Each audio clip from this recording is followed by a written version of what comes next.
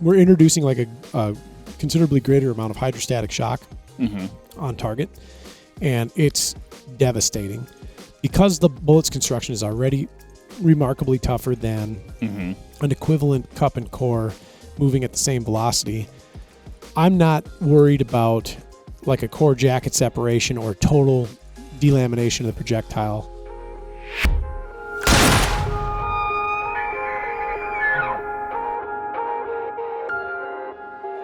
What is up, everybody? Lights, camera, gel. Welcome to Cartridge Talks. Fully loaded. This is the 300 Win Meg versus 308 breakdown of when we actually shot the gel. Now we have the shot gel here beside us, and we're going to talk even more about what happened. Do we like it? Do we not like it? Do we agree, disagree? What a polarizing comparison. Let me. This is what my first question, Ryan. Polarizing comparison, yes. Is it even a fair comparison? I think it's a good exemplification of, do you need a 300 Win Mag? That's what I want to say. We're in the same headspace. Okay. Yeah. I'm glad we edited that out. Yeah, it's totally gone. I wouldn't even worry about that. Because I think there is a lot of times where a person, maybe they're, I shouldn't say just, but, they're your classic, whitetail hunter. Yeah. Not shooting at extreme ranges. Yep. Trying to knock down what I would consider like a medium-sized big game animal. Sure. And I guess I say medium because there's pretty small ones and there's pretty big ones. Yeah. Can I ask for some anecdotal? Well, I mean, I'll say, like we always, probably because they're one of my favorite critters, but we talk about coos deer being like small whitetails, right? Sure. But I actually, this last year, sacrilege to shoot a whitetail in mule deer country when you have a tag where you could be hunting mule deer. Ladies and gentlemen, that is proof that Mark Boardman prefers mule deer. Not necessarily, contextually, but I also feel like I did a good thing for the environment. Okay, gosh, now I'm really getting in probably getting in trouble. It was a whitetail that, in my opinion, was on the fringe of, but potentially pushing into mule deer habitat. Shouldn't be there. And so I feel like I kind of did maybe a good thing there, depending on your views of this matter. It's like picking up trash. Wow, that was extreme. That was extreme. Anyway, so here's where I'm going, though. So that deer fooled me a little bit. I'm like, gosh, that's a nice whitetail buck. Man, we ended up, long story short, we got him. We got him. When I walked up to the deer, Ryan, I was like, I expected to see a little bit more horn sticking up. He was on his side. I'm like, I thought there'd be a little bit more sticking up. This deer was not much different than a coos deer. We call this phenomenon ground shrinkage. Yeah, it was ground shrinkage, but proportionally, it was a tiny deer. Sure. It was a very small deer compared to like one of our Wisconsin whitetails. Corn-fed. Maybe that's the difference, but I can tell you that the had you had the same, I guess what I'll call proportionality with one of our Wisconsin deer, you'd been like, oh yeah, that's a big buck. Maybe not a giant, but a nice one, right? Yeah. And for those listening, so let me tell you this. So I was talking to another buddy of mine who hunts that region. He goes, oh yeah, you got to be careful of that in that region because those deer will fool you. Yeah. And I was like, oh well. I got fooled. And big deal. At the end of the day, I shot a nice buck. Whatever. It was like I find it more interesting than anything else. Sure. Yeah. No. And I handled that deer. In fact, when it was dropped off here, the skull. Oh yeah. Mm-hmm. It's a fantastic whitetail. It's a nice buck. He's so modest. But I would say considerably smaller than similar. I didn't get the deer aged. I wish I would have. But I assume it's. Probably 3 years old. Sure. And like not even close to body wise or even the rack size of like a Wisconsin 3-year-old deer. Hey, but you hit the nail on the head. You think about a coos deer, which you've taken a couple of them. 2. Yeah, that's a number. And you shot some nice coos deer. Mm-hmm. They're not big. Itty bitty. 100 pounds maybe, right? I don't think the one I shot was a little bit bigger. I think maybe 100 pounds. Okay, right? And when you look at them, like if you were to just take a picture, like, oh, that proportionally is a great buck. Mm-hmm. And you were to take a picture of that Montana whitetail you killed, you'd be like, oh. And with no context, no frame of reference for size. Yeah. And then you were to take a picture of like one of like Eric Barber's classic whitetails that he shoots every year. Always shoots classic whitetail. Mm. You'd like just lay them all out. They'd be like, yeah, those are 3 great bucks. But they next to each other, you'd be like, baby bear, mama bear, papa bear kind of thing. Yeah. Okay. So, I mean, we totally, big sidetrack here. But Yeah. I guess where I go with that is, whitetails can definitely range in size, but I feel like there's kind of a middle ground there. They're a medium-sized big game animal, Sure. game animal in general. What I wanted to get at is recently we aired a film with you in it. Oh, sure. Mm-hmm. You were hunting a small subspecies of deer Mm-hmm. in a place where large carnivores inhabit. Mm-hmm. Your caliber selection for that hunt was certainly appropriate for the small species of deer, if not on the side of excessive, Sure. but also preparing you for potentially mortal combat with a bear. Yeah, and we've talked about that before. Sure. Yeah, you have to think about your hunt contextually as well. Correct. It may not necessarily be the critter that you're after, but the critters that might be after you. So in this instance, do you need a 300 Win Mag? I think it was an intelligent choice. Let me ask you a question. Let me tell you a question, to quote you. You've hunted that subspecies before, Mm-hmm. and you've done it with a number of different rifles. 270, Yes. 308 Winchester. Oh, mm-hmm. Mm-hmm. Was the result any different?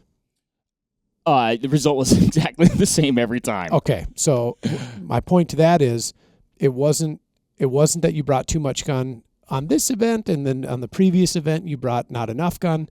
You still killed the deer. They still worked for that. Mm-hmm. If we were just, looking at the meat that you brought home, the horn and the hide that you brought home, both calibers were certainly adequate for it and left nothing on the table. Oh, excuse me, all 3 calibers. Mm-hmm. Left nothing on the table. Well, and then also contextual. So we're talking Sitka blacktails, by the way. Just 2 times. Spilled the beans just like that. Well, yeah. I'm but, just kidding. So 2 times in a place where there were not brown bears, Sure. but black bears. Yep. And then I guess 2 times. One time I wasn't successful in getting a deer, Yep. but on a place where there were blacktails and brown bears. Yeah. The black bear area is where I toted a 270 and a 308. Yep. The brown bear area, a 300 WSM and a 300 Win Mag. Sure. So, Yeah. My point is that they both killed deer. Really good. yeah. Really I mean, from a just anecdotal what happened after the shot, pretty much bang flops every time. Yeah, and when you look at the 2 side by side, they are drastically different. But I'll tell you, I don't know if you can see this. We get a little floppy gel up here. The 2 cartridges are wildly different in physical dimension. They fire the same caliber projectile. You could load and fire the same bullet out of them if you wanted. On paper, they look wildly different. Mm-hmm. In application, they're very similar. With the right bullet, they both do about exactly the same thing with a very marginal increase in performance at practical distances. Curiously enough, now I'd say we're going back to the Sitka blacktail example. Yep. One of the deer was definitely significantly larger in body size, the one that I took most recently on that Vortex Hunts film. But I will say the deer that I shot with a 270 was quartering hard away. Yep. Shot it offhand, probably, we'll say 80 yards, 100 Sure. yards, somewhere 40. in there. I cognizantly remember, so in some ways I didn't make the best shot. I cognizantly remember pulling off his front shoulder because I didn't want to shoot him through both shoulders. Sure. Unfortunately, when I squeezed it off, I ended up hitting him in his back left rear ham, about on the knuckle. And that bullet went through him. Now, this would have been I believe it was a federal trophy copper out of a 270. And it traversed that deer and stopped I think it stopped just behind his offside shoulder, if I remember correctly, just underneath the high. Perfect. You perfect had mushroom. the bullet for some time. Yeah, we've talked about that. That's when I actually vacuumed up in the car wash vacuum. The car wash vacuum, never to be seen again. Yes, it was I knew exactly what it was when it was rattling through the hose. It was a bummer. The deer this year, or last year, I guess it would have been last year, was a 300 Win Mag, quartering hard too. Mm-hmm. Almost the reverse, I guess, if you will. It would have been a 180 grain. It's an AccuBond. Nosler AccuBond. Yep. So not an all copper projectile, but still, in my opinion, a very tough bonded bullet, a bullet built to drive, similar functionality. And that one ended up in the back knuckle of the rear ham. I found it when I was butchering the deer at my house, like doing final prep to get it in the freezer. So again, you've got a 270 versus a 300 Win Mag. In some ways, similar shots, just reversed. Same result. Yeah. Bullet construction, bullet placement. That's what does it. I have a similar story with 308 Winchester. I was bound and determined to catch a copper bullet in a deer. Mm-hmm. I wanted so badly to be able to excise one just like subdermally and then have that perfect mushroom. Mm-hmm. To date, one I have caught. And that was a mule deer in South Dakota that I've told this story before. Light for caliber, 130 grain Barnes TTSX from the same 308 that you killed the blacktail with. Cool. Not a long shot, 140 and change. Okay. Full frontal. Entered about where his clavicle would be, or the collarbone-ish. Took a couple ribs, went through 7 vertebrae. I recovered the bullet basically between the hips, and it weighed 129 grains. Fired was 130. Yeah, I will say the two, I've recovered 3 copper projectiles. And I guess I'm lumping in kind of your monolithics in there as well. Maybe that's not like a whatever. I'll get you to shoot a Barnes, yeah. But all 3, I mean, they looked as if we shot them through the gel here, and they went through things that just weren't gel. Yep. Like they were like that picture perfect. Oh, let's put this in the magazine sort of mushroom. Like it was cataclysmic damage. Yeah, they just they do hold together. Right bullet, right place. Okay. Anyway. Well, and all 3 of those shots were like hard quartering, going through a lot of the animal type of shots. Sure. Okay. Have we gotten anywhere yet? No, we haven't. Because I'm still, is this a comparison between 2 cartridges, or is this a debate on whether or not a 300 Win Mag is excessive or a 308 is anemic? And when this one came up on the cartridge pairings, I thought, oh boy, we're at the kind of top of the scale for what is considered a classic Magnum, and for some, on the bottom of the scale for what is considered adequate for big game. Mm-hmm. Personally own, load, and shoot both cartridges. They have not dissimilar applications, but I'm using them for different reasons. One of the reasons why I would be toting a 300 Winchester into the field is exactly what you brought one to Alaska for the blacktail. It's not just for blacktail. The second thing is like my critter scale. Right. Mm-hmm. So I don't really hunt elk. I apply for a lot of elk units and never draw. But if I did, and the choice was on the table between 308 Winchester and 300 Win Mag, I'm picking the 300 Win Mag. Me as well. I want the ability to drive a heavier weight, very tough, likely copper, or a bullet like an AccuBond or a Swift Scirocco 2 or a Terminal Ascent. Very, very rugged projectile. Deep, and through a lot of tissue. The 300 Win Mag is going to do a better job of this. This is unquestionable, right? So mass and velocity and all that. The reason I carry a 308 Winchester is its docile nature, relatively. Mm-hmm. its portability. So that Kimber that I talk about all the time weighs nothing. I mean, it's like a broomstick. And it's extremely adequate. And the question that I guess I have for myself is, would I shoot an elk with a 308 Winchester? And my short answer is yeah, absolutely. With the right bullet in the right place. At the right distance. Correct. Considering the cartridge's like strengths and weaknesses, I think it's a bang-up option. I actually got the gun thinking one of these days I'm going to do an interior caribou hunt where my weight of my whole system will be a precedence. It's marginal for large carnivores, but better in my head, true or otherwise, for, we'll just say bear defense than, say, a 6.5 Creedmoor or a 7mm 08 or something else that would be adequate for, like, a caribou.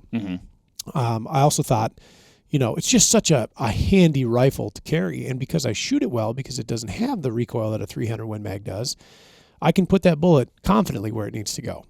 So they both do the same thing in a different way. The 300 Win Mag is bringing a little bit more snooze to the table. The 308 is providing a little bit more leniency or shootability, if we want to call it that, for the application. So they both do the job. Hell, Erin in our apparel team, she killed a bison with that rifle. Do you recall at what range? She was about 80 yards, or 80 to 85 yards. 130 grain Barnes TTSX again. Folded it like a $5 tent. She made an exceptional shot on it. She hit that thing square in the heart and like landing gear up, nose in the dirt. And one of my favorite hunting pictures I've ever seen is she's holding the heart. And just like pile drove right through it. Yeah. And she caught some flack from the folks that she was hunting with. Like, I think that's a marginal caliber for that application. Like, I don't think this will work. They wanted her to shoot a 300 Win Mag or a 45-70 or something big. And I looked at that as a recipe for disaster. Because she's not like a large, petite. Very small gal.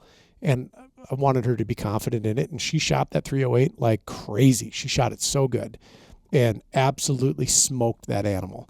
I think because she had a lot of confidence in the rifle because of the time that we spent on the range and how comfortable she became with it in short order. Had I started her off with a 300 Win Mag, I think some flinches and some bad habits and some fear would have been brought into the equation. I think it would have been a hell of a tool for the job. There's no question about that. 100%. Yes. But again, for her, it was a better option to go with the 308. And the result was fantastic. She gave me a sum of bison meat afterwards, and okay. I ate it all. Deal. One thing I think that's worth pointing out, and you alluded to this a little bit earlier, or at least mentioned it, is distance, right? Sure. And so, I'll also say one of the reasons why I didn't bring up the Sitka Blacktail that I shot with that 308 was the bullet construction. Yep. So the bullet construction of that bullet, did it do the job? Famously, yes. I mean, shot, the buck tipped over. I want to say that was like 200 and 230 yards or something, somewhere around there. So a little bit longer than some of these other shots, but the bullet was more, it wasn't like a bonded bullet or an all copper. So I didn't feel like it was like a fair comparison. Now I'll say this, the result was exactly the same. And that came from bullet placement. Right. Yeah. Now, as far as shot distance goes, a lot of the cartridges we talk about, the ones on the table included, they do. We're talking about a lot of the performance inside of 100 or 100 yards or inside. I mean, even our shot testing in the gel is done at 100 yards, right? A lot of things do a bang up job at 100 yards. Again, like, are you going to tell the difference? No. But you start stretching that, right? And we talked about this in the video. The 300 at distance is going to do a better job, in my opinion. It's eating the 308's lunch. Right. Absolutely. So if you anticipate or, commonly shoot at game at some of those distances, like it's a way better choice. That's the cartridge for you. No question about it. Right. So I just think it's worth acknowledging that, like, a lot of things, a lot of cartridges look great at 100 yards. They do. Yep. And on paper, right? And that's 1,000% true.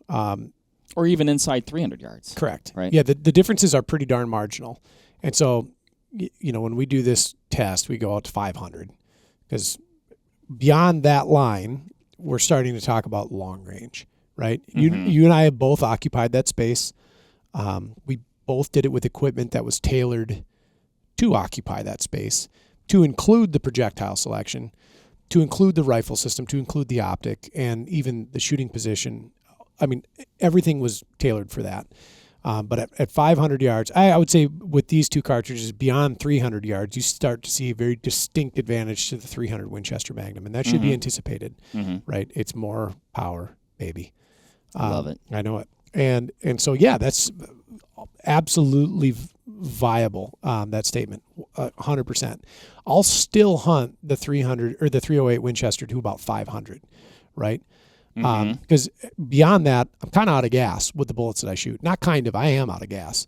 I'm towing that threshold of velocity required to initiate like proper and I think ethical mechanical expansion of that projectile. Like if I go beyond that, I'm running a risk of not deploying the bullets that I shoot. I could change that. I could switch to a different bullet that has I'm going to use the word frangible, but I don't want to say that I'm hunting with frangibles, but a more frangible nature where it's going to come apart at a lower velocity. And then I changed the dynamic quite a bit, but because I shoot more in that 300 or in range, right? Why bother, right? Well, and you're kind of hedging your bets for what you encounter more often. Sure. Yep. And I mean, I've said this a million times. There's only been a handful of instances in which I've had a shot opportunity that could be taken with the rifle system, with the shooting position, with the game animal, with the environmentals in the train. That would be over 5. And I'm talking like a handful. And I've shot a lot of critters in states and regions that we would otherwise expect you'd be up a creek with anything other than a 300 Win Mag. So hunting style or just luck or opportunity or whatever. Yeah. So enough about that. Should we extract some bullets? Yeah, let's just dig them out. We have... what? Caveats. The bullets aren't the same weight in their respective constructions. They are appropriate for the caliber as commonly found. Okay. Fair enough. Cool. How do you want to do this one, Mark? Yeah, I mean, there's definitely ways to, and this comes up in the comments, and it's definitely valid, right? Oh, yeah. And we kind of caveated this in a past episode as well. There are ways to, I guess, in some ways make a more fair comparison, right? When you're talking, grain weight, sectional density, things like that, right? And there are some, some physics, if you will, involved that, yes, that becomes like a more fair comparison. But our goal is to theoretically, pick kind of like that common weight used. Yes. So a person goes, well, I saw this one the one that I would have picked to shoot out of a 308 did this. The one that I would have picked to shoot out of a 300 did this. Now maybe I can make a more informed decision. Sure. Or, as is often the case, you're left with more question marks. Right. Very true. So on the table, we're shooting the cup and core option. These are Federal Power Shocks, 150 and 180 grains respectively, 150 in the 308. Of course, 180 in the 300 Win Mag. There's a big difference here. If we're looking at penetration and wound cavity as the metric to score these two on. So from the camera's perspective, when you're looking at the wound cavities right away, if you can't see this, I'm going to try to do my best to explain this. The 308 is a absolutely fine wound channel. When you look at it, it looks exactly like what we would expect. It's very textbook. There's not a lot of secondary fragmentation. This is, I think, a function of velocity and just actually material. So the more material that's up front, the more material we have an opportunity to deposit. It's also hitting the block considerably slower than the 300 Win Mag. But its wound cavity is good. It's deep. It's wide. Carries on. We got about a little over 18 inches of penetration. Conversely, the 300 Win Mag, from the camera's perspective, it actually looks a little smaller. It's not. It's definitely bigger. There's no question about it. We're getting a considerable amount of secondary coming off of the 300 Win Mag. And again, much higher impact velocity, more material up front, and it's showing up in the block. We're seeing, what looks like when a firework goes off and there's the little bits radiating out, very distinct throughout. Penetration almost 10 inches more. So right away, the analysis is, the 300 Win Mag with more mass and velocity has got more power There's just no debating that at all. Now, we've done a lot of other cartridges in this test, and that 18-inch mark has been something that we've been able to achieve handily with a lot of other things. We've deemed it adequate. Folks in the comment section have said, hey, that's perfect. We're probably catching that bullet inside of that animal. There's a tremendous amount of trauma and dump of energy into that critter. Grand. I'm a big proponent of penetration and seeing it go deeper. I like that. That sits well with me. Yeah, I do find it interesting. If I was going to use this style of bullet, and this comes into the conversation in the comments, and it's something that we talk about and think about all the time. Yeah. If I was dead set on using this style of bullet, even for deer-sized game at moderate to long distances, I actually would probably lean towards the 300 because I do like that extra penetration. Yeah. On a harder quartering shot. Now I'll say this: it is interesting also, like you said, significant. I mean, you have basically no fragmentation in the 308, and I would say that's substantial in the 300. Yeah. Now, that said, when we weigh that, I bet it will be, this is a 180. I bet. Should we take a bet? Should we do a how much do you think that 300 is gonna weigh post mortem here? Let me just take an assessment. What are we betting? I got one. Set of carbon climbing sticks. No. How about a soda? Or I don't drink soda anymore. Neither do I, unless I'm with you. Bubbly water? Sure. I'm going to say... By and large, there are exceptions. I'm going to say 155 grains. 155? Yeah. I'm going to say... I'm glad you let me go first. I'm going to say 150. Okay. I'm going to give the 308 142.7. 142? Yeah. I'm going to say the 150 is 143. Oh God, Mark. Did I just price it right? Yeah, you just prices righted me on both of them. So here's a I went under and over. Okay. By like a 0.3 grain margin. We're going to... Okay, I'm going to say 145 okay. on that. And be easy on it with that knife, would you? Mark, look, I'm not a surgeon. Doing my best. I think now I heard that. Yeah, you don't worry about that. You don't worry about that little guy. Don't make me go back to my previous guess. Do you need the I need the pincers? Pincers. The extraction tool. You want the longies? Yeah. Yeah. Can I provide some sort of resistance? Yeah, we need a little structure there, Marco. I'll lean into it. Thanks, bud. You're always there to help me when we're trying to pull a bullet out of a cavity. I'm going to let you clean that up while I do a simultaneous extraction on the 300 Winchester's projectile. Okay. I'm going to say I'm ready. Now, I will say, maybe I'll hold up for the camera, or this overhead camera can see, definitely pulled out a substantial amount of goo gel material from the inside of the mushroom of the bullet. Okay. But we're pretty darn clear right now. I don't see nothing meaningful. So Mark is going to weigh the 150 grain Federal Power Shock as fired from the 308 Winchester. Correct. And what did I say? You said about 143. I said 142.7. Okay. I think I changed to 145, but... Oh, my. 148.7.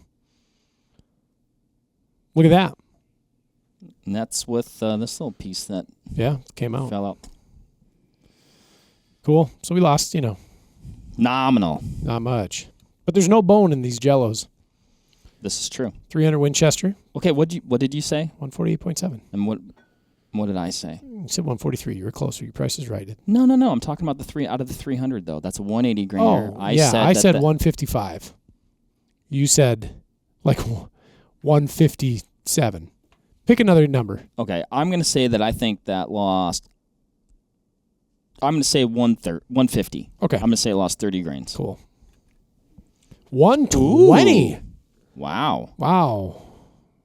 This is why I don't field judge whitetails or mule deer.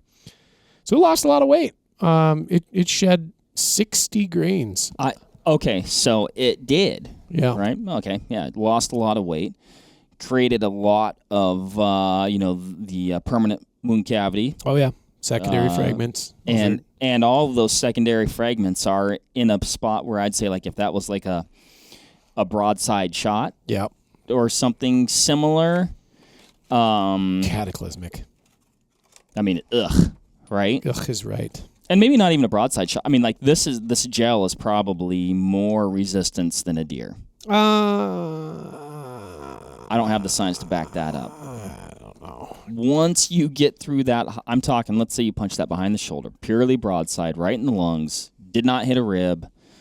I don't know. You've got the hide, which is like tough but elastic. Very tough. But then you're into goo. That's true. But you're in varying tissue density. There's a big difference between adipose tissue, muscle tissue, cartilage, and then fluids. Fluids do incredible things. Yeah. Either way, I'd say that bullet ends up at its furthest point in the animal or the gel with 120.3 grains left. I mean, some of your fancy copper bullets that you like to fire out of your 6.5 Creed don't start too far from that. No, some of them are that.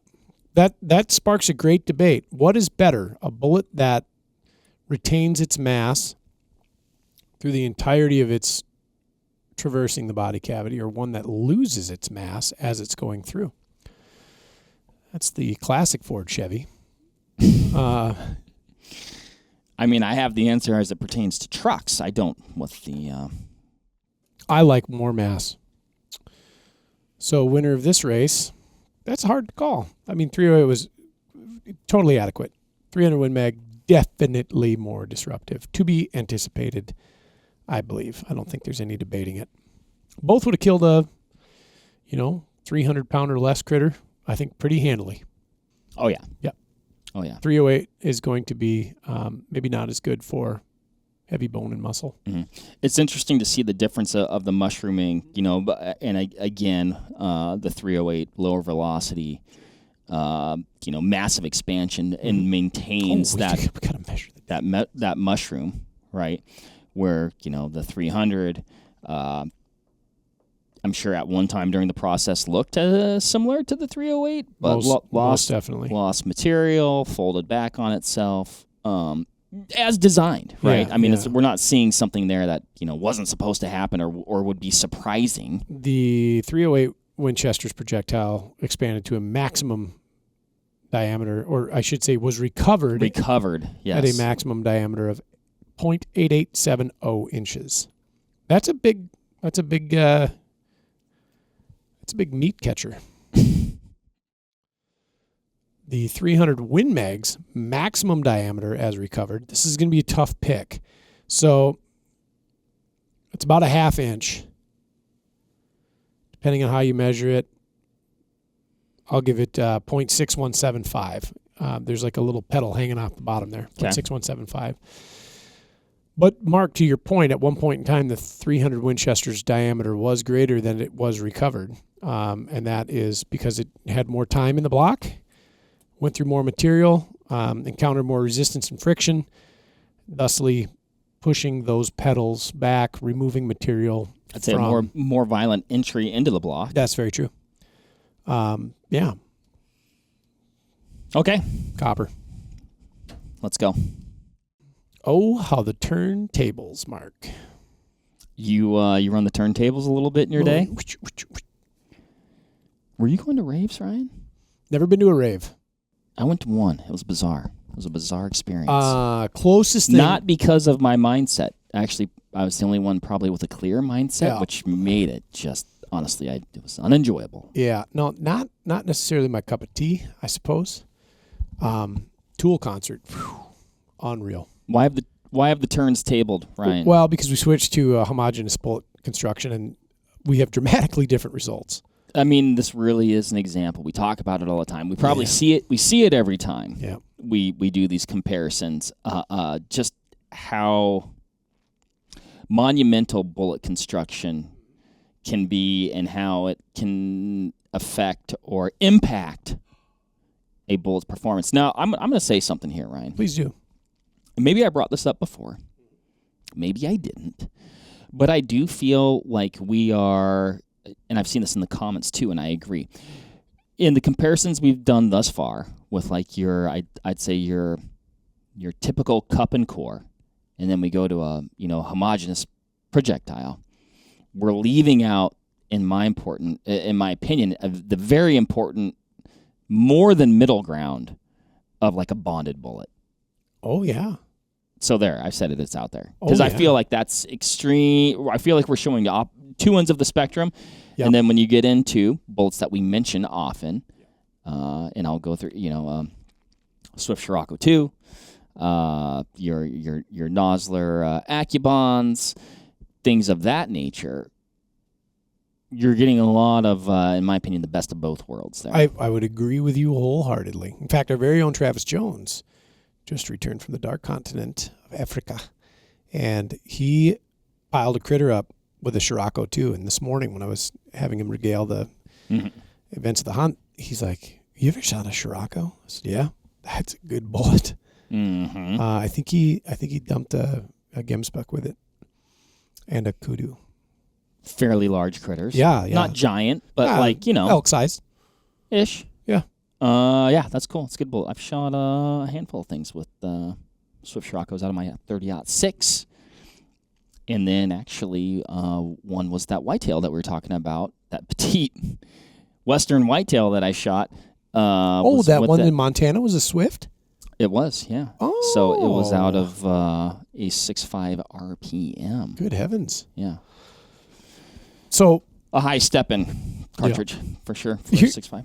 For those not watching, here's what I see different immediately between, aside from depth of penetration, which is a debated merit of a bullet, but between the cup and core and monolithic bullets, what we have observed in doing this test quite a bit, it seems like some of the monolithics actually expand before the cup and cores. I think in general, most of them are beginning to deploy a little bit sooner, depending on their construction. Let me ask you this. Would you say that's the case in this example?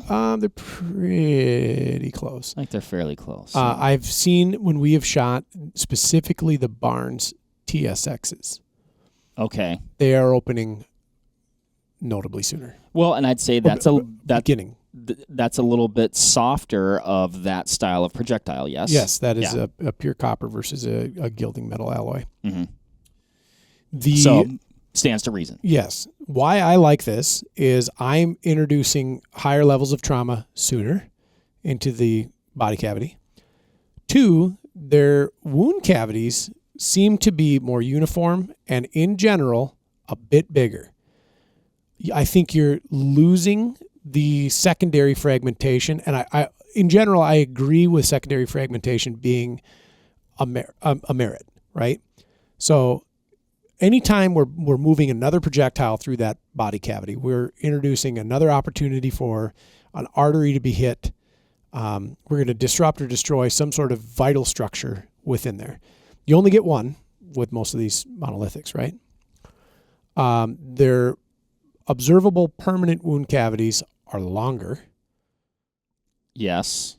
And then I'm not going to call it a secondary because it's not, but like the tube formed behind the bullet could be better described as a much narrowed permanent wound cavity in comparison to the cup and cores that we fired. In that you can see a very faint line of bubbles in the gelatin behind the cup and cores. With all of the monolithics we've tested, except for some lower velocity applications, we see what looks like a cored out hole behind it. And what's actually happening here is like one of these projectiles is erasing material from the inside of there. It's like the adhesion to the rest of the block. It's destroyed that completely. I've used the term before, ninja bullet blender, going through that animal. And that's absolutely trauma. Like that is cutting things away, tearing things away, liquefying things. And then, of course, we have greater depth of penetration. So if you're on the fence thinking that like I don't want my bullet to go deep because it's wasteful, I have to respectfully disagree, because I think that what's happening in the space while it's in there is dramatic. Okay, sure. Necropsies that I've done, so this is just my take, they're wild what they do on the inside of things when placed in the right spot at the right distance and velocity band. That's not to dismiss like a bullet that really does come apart intentionally or otherwise. Like now all of a sudden you've got a hand grenade going off inside of that chest cavity, and that is wild. Things just turn to soup. Right. Yeah. And both end up in a dead critter. There's an insurance policy on board, I think, shooting these bullets within their respective range of operation, right? So I love broadside shots every single time. That is my preference. Sometimes it doesn't happen. I have the confidence in these projectiles, having taken a number head of game with them, that if I have that less than optimal angle, frontal quartering away, or a hard quartering of any angle, I can get to the good stuff with minimal deflection, with massive weight retention, and put that hard object through soft things where it needs to go. Something notable about their penetration, it really ended up almost identical. So 34 and a quarter-ish to 35. 300 Win Mag ekes it out a little bit. 15 more grains of mass in the 300 Win Mag. Mm-hmm. The 308 trajectory through the block took a steep dive. And I think that as it deployed and started to shed energy and shed velocity, it followed some path of least resistance, whatever it is. We've speculated on this, that we think that like the block lift is possibly sure, yeah. A lot's redirect. Happening there, yeah. for sure. What we don't have is equipment sensitive enough to measure, the time it takes for that projectile to get from the face of the block to its at-rest position at 34 inches, and the amount of lift that the block has. And I don't know that I disagree with it, and I also don't know that I buy it. I think what's happening is it's dumping what it's got, and then all it's got left is that nosedive course through it. And it is an interesting material to shoot into. It does seem different, and it is, than live tissue. Oh, for sure. For sure. It'll be interesting to see, I'd say by and large, if not with all, and we talked about this before, even ones that I've recovered from animals that are going through, various mediums throughout the animal, like uniform expansion. They look textbook. I'll be curious to pull this one and see if maybe there's a variance there that caused it to, push one way or the other. Kind of go a little glonky. Yeah. Yeah. Shall we? We shall. So this one, Mark, this can be a two-handed operation if you want to. I might be able to excise it from this side. Just basically, I'm gonna pull it right out. Boy. Basically, this bullet stopped in the gel on top of the table surface. I think if the table was not there, it would have left the block. Correct. I think the resistance of the table kept it in the block. It didn't hit. Look at that. It didn't hit the table per se. Like it didn't encounter the surface of the table. It's still residing within the gelatin. But I think the table is why it stopped. There. I'm probably blocking everybody's view. But I would say my potential hypothesis of it, whatever, losing a pedal or something like that would cause it to deviate from its straight line path is unfounded. This thing looks all right, and we're back. We've extracted the copper projectiles. This is always boring because you're like, yep, they held all their weight. they held all their weight. What the other interesting thing is, I think because of the way they expand, so uniformly compared to the cup and cores, they don't attract the amount of gel. Yeah. They come out pretty darn clean. Yeah. Get a little detritus under the curls. Nothing meaningful on the one that I had here. So we observed effectively the same penetration, plus minus 3/4 of an inch, advantage 300 Win Mag. Expansion is on the 300 Winchester Magnum 6.170. 6.170. Or 0.6170. 6.1. Get this guy off the air. .6170. You know what? Here's the worst part. I wasn't really questioning. Like, I was like, Notable advantage, .5715. So advantage 300 Win Mag. I'd be curious to look at the nose cone of that bullet and like understand a little bit of the internal geometry that's going on. mm-hmm. I'll say this. I mean, you're looking at 180 versus 150. That's true, yeah.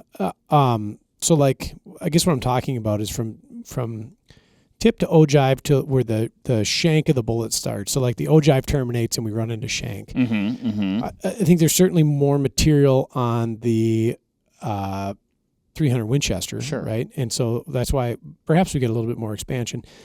So they both have a cavity running down just into the shank a little bit. And I wish I had a probe that I could use to measure the depth of that cavity as expanded, but I think maybe I'm just working on a pipe dream here.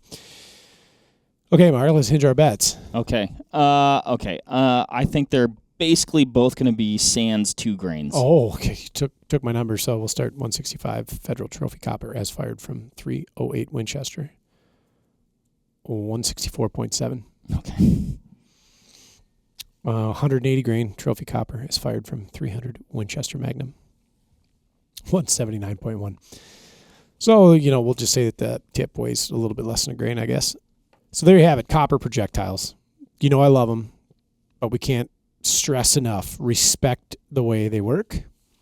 Don't shoot them at distances that are lower than the minimum posted velocity for reliable mechanical expansion. Correct. Understand that a projectile like the cup and core might give you a little bit more leniency if you're in a spot where a secondary projectile might be the difference between you're following a trail mixed of blood and food, or just a, dead critter. They're unforgiving both ways, on target and to shooter, if we don't meet the criteria needed for proper function. But I think these things are great. I love the way they look. They just look absolutely beautiful when they come out. They look exactly like I want a projectile to look when they come out, like little flowers in a field. Is that, are those just like human nature attributes of the way that we just like things to look, though? Symmetry. Yeah, I think so. Unless you're into like abstract art. I'm not. Typically, I'm not either. It depends on what it is. I'll say this about copper projectiles, and we've talked a lot now and evolved maybe our, I guess, approach or attack angle on the discrepancies between bullet weight and things like this and figures like, sectional density, etc. I've noticed something interesting with copper projectiles in my use with them. When I first started with them, I was loading like appropriate weight, great weight equivalents, right? So if I was shooting 165 grain cup and core, I started shooting a 165 copper. What I've evolved into is actually going down in grain weight for caliber. Which you are gaining velocity. Velocity? Potentially, depending on what you got going on there. I think most definitely. So I guess a better question for me is, would I shoot 165 grain trophy copper for deer, or would I shoot 130 grain copper like a Barnes TTSX? Oh, mm-hmm. My answer is the 130. Out of what cartridge are you speaking? 308. What I've observed is at higher velocity, we're introducing like a considerably greater amount of hydrostatic shock on target, and it's devastating because the bullet's weight is already, bullet's construction is already remarkably tougher than an equivalent cup and core moving at the same velocity. I'm not worried about like a core jacket separation or total delamination of the projectile, catastrophic with a negative impact to like breaking up. Like that 130 is 130 through and through. That combination for me has been wildly effective. And I've done that like 300 Weatherby, 300 short mag. What velocity are you cranking that thing at? So out of my 308 with a standard length barrel on it, 22-inch gun, I'm getting about 3150. 3150. Yep. Okay, hold on a second. So for context, 130 grain, 270, average velocity is like 3050, 3060. All right, you're twisting up my brain here a little bit. But, so, okay, here's where I'm going to go. Here's where I'm going to go with this.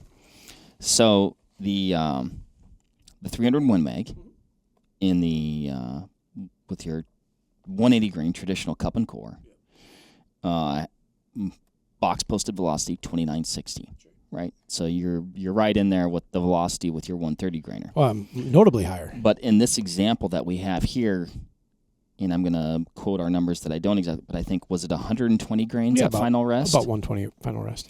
So if you're pushing that 130 grainer, or is it a 130? Yep, 130 TTSX. At around that $3,000 mark. 3150. At 3150. So even, I'm sorry. And maintaining that 130 grains throughout, are you getting the same performance as the 300 Win Mag with a cup and core? Well, so there's a... You're not hitting with as much mass. No, definitely not. The energy and the mass will be lower. And obviously, we don't have an example to see what the penetration is like either in front of us. But so it's just kind of I've only rattled around in my head there. I've only recovered one of those bullets, and that's one of my favorite 30 caliber hunting bullets. Like that one specifically. I've recovered exactly one Barnes bullet from a dead animal, and it was that one. And that was after somewhere between 36 to, I don't know, however long a mule deer is from brisket to hips. Okay. Yeah, right. And, I mean, inside of him was just gonzo. It was rough. He was in a bad way when I split him open. There's a part of terminal ballistics that can't adequately be expressed as a figure on paper. And I don't know if you want to call it like how things die or why things die. And there's a lot to that it's kind of like my new point of fascination.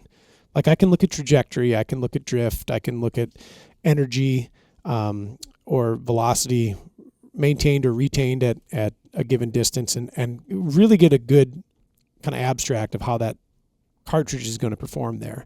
But how an individual bullet does a specific thing when it encounters that critter and how it actually turns the lights off. And like what is the mechanism from a physiological standpoint that is more effective or less effective is a bit of a question mark for me in a lot of ways. And again, anecdotal, I have found that speed does in fact kill. And you toe a line, it's like, okay, the faster we push a bullet, the more chance we have to like disrupt its path, delaminate it, and like go backwards where we're possibly risking actually short penetration. And we kind of actually see this with the 300 Win Mag and the Trophy Copper. So we only had one bullet exit a block. That was at 30-06. Right. And it was going slower than this one. The 30-06 weighed less, and that 30-06 was going slower, and it made it through the block. The 300 Win Mag, every time we fired a copper projectile into it, it stopped. So the faster we push something, the more energy it sheds in a shorter amount of time as it's going through a medium of some kind, right? And that's why the 300 Win Mags are stopping. The .6s are passing through, right? Now, I will say, I mean, are these blocks theoretically identical? Yes, but they're not. I mean, there's density variance. They all came from the same spot. There's density variance. There's, I'm sure there's some weight differential there. I mean, they're all very similar. So it's an interesting observation, but I don't think we can use that one instance as 100% concrete, because like the projectile that did exit, I mean, we found it. It barely exited. Correct. So it was almost, I would say, like identical. Yeah. But but we theorized even before we shot the 300 Win Mag that higher muzzle velocity and higher impact on target velocity was actually going to stop it sooner, and it did. And we've shot a lot more 300 Win Mag into the Jello than we have the .6. Yes. and we've recovered every copper. This is true. Yeah. So I guess what my whole point is on that is if shooting copper, a lot of times you're going to have like a downturn in performance figures like ballistic coefficient, right? Mm-hmm. So they don't have as high BC as comparably lengthed cup and core or bonded or anything that has otherwise a bimetal construction. So like a lead and copper, lead and gilding metal construction. So you take a hit from a trajectory standpoint because your BC value is lower. And what I found is that by going down in grain weight, yes, I'm also proportionally lowering my BC value, but I'm upping my velocity fairly exponentially. Mm-hmm. I'm negating a lot of the losses that I have in BC points with by that gaining velocity. Correct. And then having enough of what you deem as adequate performance at the distances you intend on shooting game. Correct. Yeah. And then on impact, they have been really wild when they're hitting stuff. I mean, they crunch stuff hard when you get that velocity up there. And I think, something you have to be cognizant of, and we'll say it for the 5th time on this recording, is like they only work so far with respect to velocity. Like there's a minimum. And if you breach that minimum, you're not going to get the expansion that we're seeing here. Mm-hmm. That should be an expectation. Having that higher velocity helps ensure that at a greater distance, you have the velocity required to initiate expansion. Now, if you go up in mass in these, that threshold lowers a little bit. And then, just because they've got more driving force behind them, and they'll pop open a little bit. And then individual designs also dictate kind of a differential in this. So that is to say, so I shoot the 130 grain Barnes TTSX out of 308, 30-06, 300 Win Mag, 300 Short Mag, and 300 Weatherby. That bullet has a higher minimum than the 175 grain LRX, which is another Barnes product, but has a different nose construction. Okay. And they seem to do better at lower velocities. Right. There will be a trade-off there. Like I can shoot and have shot the 175 LRX out of my 308. My launch velocity is anemic. It ends up about the same. It's like my launch velocity is lower by hundreds of feet per second. My minimum velocity to expand and my minimum velocity to expand with a higher velocity loading, the 130, they're not terribly disproportionate. And maybe 308's a bad example. 300 Win Mag would probably be a better one because you can drive a 130 TTSX, into some pretty serious territory. 3,400 feet per second wouldn't be out of the equation. Run those numbers concurrent with like a 175 LRX, a 130 TTSX, and I think you're going to find an advantage to the LRX in that context at distance. At distance, right? Yeah. But it's an interesting thing to try if you're thinking about copper. Go down a grain weight, or like respectively, right? So I'm not telling you, you can only shoot the 130s, because I've also shot the 150s, 165s, 168s. Actually, out of my 300 Win Mag, I shoot 190s more often than not. Oh, wow. Yeah, so the 190 LRX. I've been very impressed with the performance of that. Do you know offhand what your launch velocity is there? It's right at $3,000. Well, that sounds spicy. It is spicy. Handful of gun. I like it. Yeah. So, something to consider if you're considering copper. Step down. Yeah, I think that's a good tip, something to think about for sure. So, in our musings and ramblings here, Mark, have we answered any questions? Both cartridges are incredibly adequate. Yep. I don't think it's rocket surgery. I'm still picking the big one to shoot big things or be in country where big things live. Yep. Or if you were going on a coos deer hunt, we should do that, by the way. If you're going on a coos deer hunt, and there's a high likelihood that you might have to take a 300 to 600 yard shot. I don't think that's out of the realm of normalcy. I've shot 2. Yep. With the rifle. Yep. One was right at 4. The other was 525. Yep.